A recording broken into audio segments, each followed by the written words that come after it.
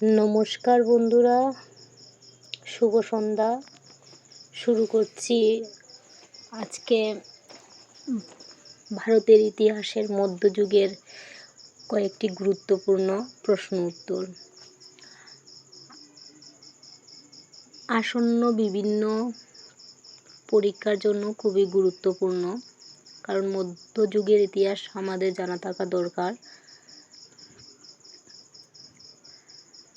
তো চলো শুরু করি। আমাকে সাপোর্ট করবে, প্লিজ লাইক করবে, শেয়ার করবে, পাশে থাকবে আমার। আর কোনো ভুল ত্রুটি হলে বলবে আমাকে, বা আমার ক্লাসের আমি যে আলোচনা করছি সেগুলো যদি আরেকটু ইমপ্রুভমেন্টের দরকার পড়ে তাহলে প্লিজ আমাকে কমেন্ট করো, বলো। আর বেশি কথা বলে লাভ নেই, চলো শুরু করি। আমার প্রথম প্রশ্ন হচ্ছে শিখ গুরু তেগ বাহাদুরের সমসাময়িক কে ছিল? শিখ গুরু তেগ বাহাদুরের সময়কার কে ছিল, মানে কে সম্রাট ছিল?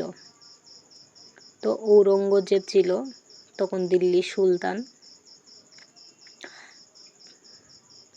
আনসার হয়ে যাচ্ছে সি আনসার।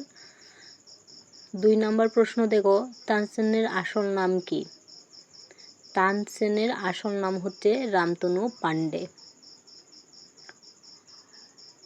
3 নম্বর দেখো, লীলাবতীর ফার্সি অনুবাদ কে করেছিলেন? লীলাবতী, সেটার অনুবাদটা ফার্সি ভাষায় কে করেছিল? সে করেছিল ফৈজি। এ নাম্বার উত্তর। পরের প্রশ্ন দেখো 4 নম্বর, কোন সম্রাটের দরবারে ঐতিহাসিক ছিলেন আবুল ফজল? কোন সম্রাটের দরবারে ঐতিহাসিক ছিলেন আবুল ফজল? আবুল ফজল কোন সম্রাটের দরবারে ঐতিহাসিক আছিল? আকবর। আকবরের দরবারে ঐতিহাসিক ছিল আবুল ফজল।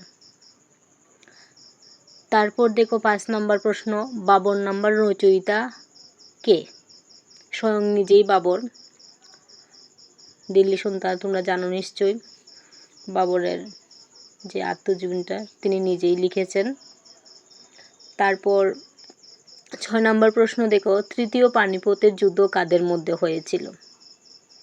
তৃতীয় পানিপথের যুদ্ধ হয়েছিল মারাঠা এবং আফগানদের মধ্যে। এ নাম্বার উত্তর, আমি হাইলাইট করে দিয়েছি। 7 নম্বর হচ্ছে শিবাজির পর সিংহাসনে কে বসেন? শিবাজির পরে সিংহাসনে বসে শম্ভুজি। এখানে অপশন আছে, শেরশাহের সেনাপতি কে ছিলেন? জয়সিংহ, দিলীপ খাঁ, নাকি ব্রহ্মজিৎ গৌড়, না শায়েস্তা খাঁ? তো উত্তর হচ্ছে ব্রহ্মজিৎ গৌড় শেরশাহের সেনাপতি ছিল।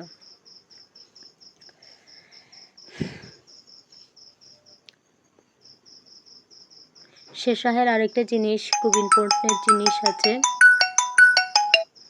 শেরশাহের আরেকটা ইম্পর্টেন্ট জিনিস আছে যে শেরশাহ একটা গ্র্যান্ড ট্যাঙ্ক রোড বলে একটা রাস্তা স্থাপন করেছিল, সেটাও মনে রাখবে, বিভিন্ন এক্সামে দেয়। তারপর দেখো 9 নম্বর প্রশ্ন, ভারতবর্ষে সর্বপ্রথম মুসলিম শাসন প্রতিষ্ঠা কে করেন?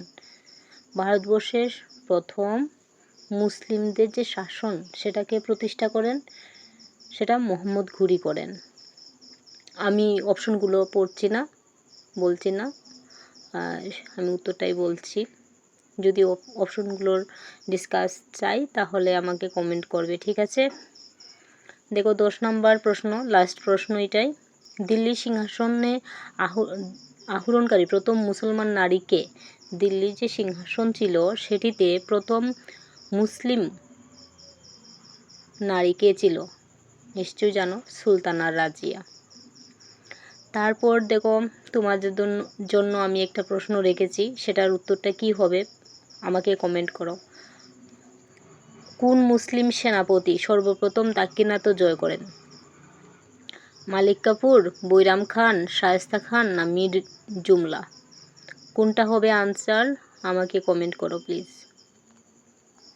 আজকের ক্লাস এই পর্যন্তই। ভালো লাগলে লাইক করবে, আর কোনো ইমপ্রুভমেন্টের দরকার পড়লে আমাকে, যদি ইমপ্রুভমেন্ট করা দরকার হয় তাহলে আমাকে বলবে, আমি চেষ্টা করব আরেকটু বেটার করার। Tata, bye bye, take care.